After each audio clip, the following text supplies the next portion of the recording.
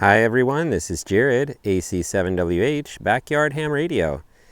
This video is finally a video of me doing something mobile. I am not at my regular QTH, although I am close by.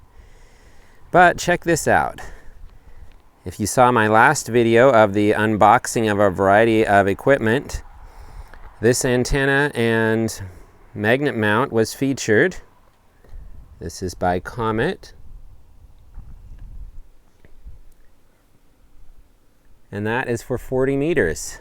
I was able to find out that I can actually tune this across the 40 meter band from the looks of it and from what I'm seeing so far. And I'm going to show you how this antenna analyzes with my antenna analyzer in a moment. But let me just show you how I have this temporary setup. Now obviously I'm not going to go driving around with this sitting on one of these like cup holders for my tailgate. But it's great to be able to just slip this antenna in the little bed of my Ford Maverick and then be able to just pull it out when I park and use it. And because this is only a temporary setup and then I take it down when I'm finished, I just route the coax through there, no problem. There's some of my equipment right in there.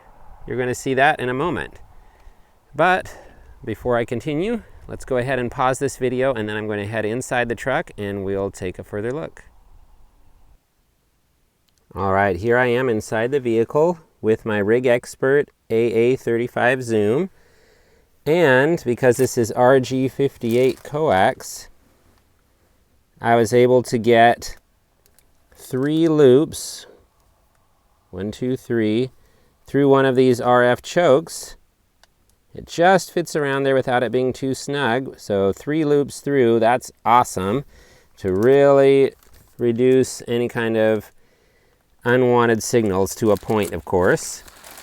Okay, so now let's go ahead and see what this analyzes to.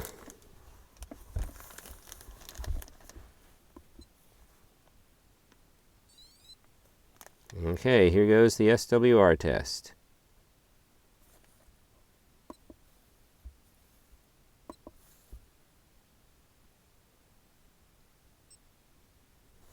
Okay, so I can see, let's zoom that out a little bit.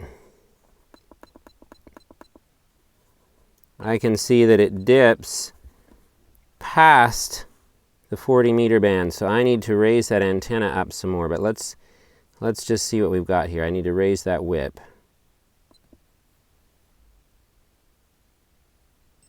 Yep. So let's see if we can get that to go inside the band. So I'm going to pause and we're going to try adjusting that. I'll be back. Alright, so basically what I need to do is adjust that little screw, that little hex screw there, and here is the little Allen key.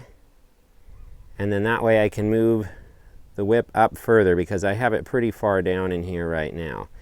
So we'll try that and we'll see what we can do. Be right back. All right, I've adjusted it. That was really quick. Took me about 1 minute or so. And now I'm going to go ahead and head back inside the truck and let's see what we can find here.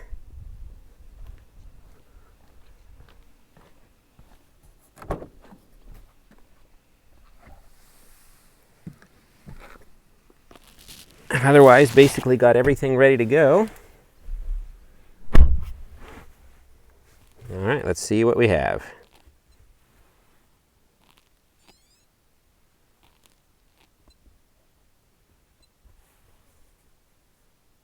Ah, ha, ha, how about that? We're looking just about right. Let's zoom in a little bit on this.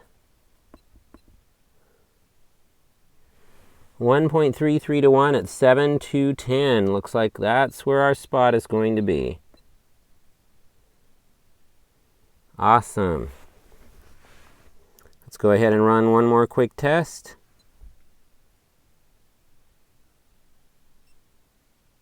Yep, 1.35. Very nice. How about that? So at 7210, that's our key frequency. All right, I'm going to power this off and get the radio ready to go. But basically what my plan is would be to use this power port back here. It's kind of difficult to see, but it's behind the armrest. I'm in the back seat of the Ford Maverick. And then here is all my equipment for running the Yaesu FT891 at 50 watts. I'm not going to trip any, or I want to say trip any circuit breakers, but not blow any fuses of the vehicle or otherwise.